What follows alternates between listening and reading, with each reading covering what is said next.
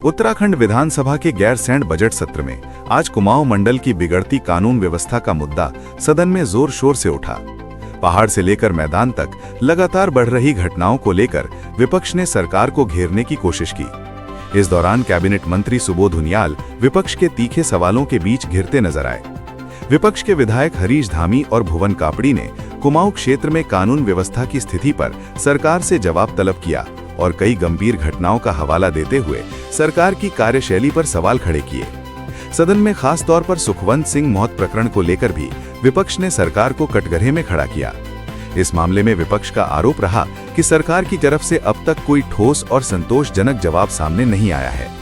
वहीं मंत्री सुबोध उनियाल ने सरकार की ओर से स्थिति को नियंत्रित बताने की कोशिश जरूर की, लेकिन विपक्ष के लगातार सवालों के बीच सरकार की सफाई पूरी तरह प्रभावी नजर नहीं आई।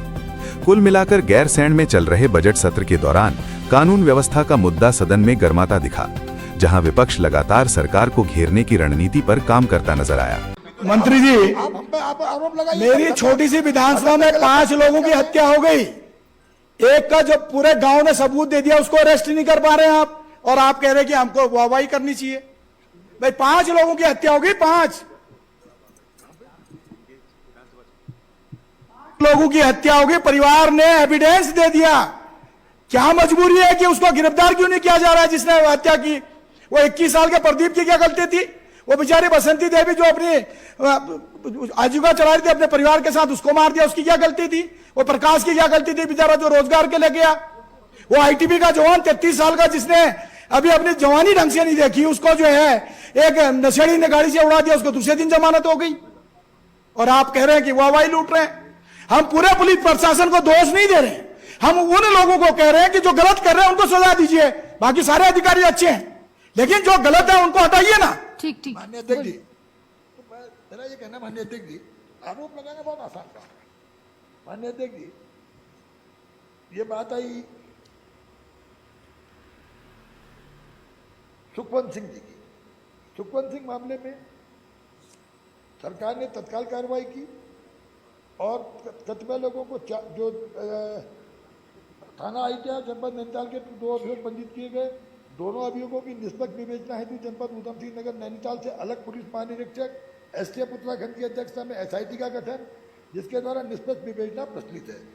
कुल मिला के माननीय अध्यक्ष जी, सरकार इस सिद्धांत पे, इस उद्देश्य में कर रही है कि जनता ने अगर हमें लगातार दूसरी बार आशीर्वाद दिया और जनता भारतीय जनता पार्टी की सरकार की हैट्रिक बनाने भ्रष्टाचार के लिए थोड़ी दिया, तो ये स्पष्ट है कि सरकार कानून व्यवस्था के प्रति, आम आदमी की सुरक्षा के प्रति, महिला सुरक्षा के प्रति और आम आदमी चैन से जी सके। माननीय मंत्री जी, मेरा जवाब तो दिया ही नहीं आपने। अरे बैठ जाए, 1 मिनट रुक जाए। माननीय अध्यक्ष जी, एक कहा कि प्रशिक्षण कराने के प्रशिक्षण, इसमें क्या आरोप लगाया माननीय अध्यक्ष जी? भाई हमारे एक मित्र ने कहा इसमें की हो गया। माननीय अध्यक्ष जी, उस एक्ट में क्लियर प्राविधान है, 5 अगर लेस देन 5 ग्राम अगर आपके पास पकड़ा जाता है तो वो बेलेबल ऑफेंस है, थाने से बेल मिल जाती है। और 5 ग्राम से ऊपर है 250 ग्राम तो 10 साल की सजा का प्राविधान है। तो माननीय अध्यक्ष जी, जो कागज छोड़ दिए जाते हो तो वो बेल आउट होने का थाने से है। अब माननीय अध्यक्ष जी, इकबालपुर चीनी मिल की बात आई। माननीय अध्यक्ष जी, इकबालपुर चीनी मिल में माननीय अध्यक्ष जी, सरकार ने स्वयं एफिडेविट दे करके माननीय न्यायालय में कहा है कि इसमें मैनेजमेंट के द्वारा 64 करोड़ की चोरी की गई और सरकार के द्वारा एफआईआर भी दर्ज की गई। इसमें क्या गिरफ्तारी हुई है साहब?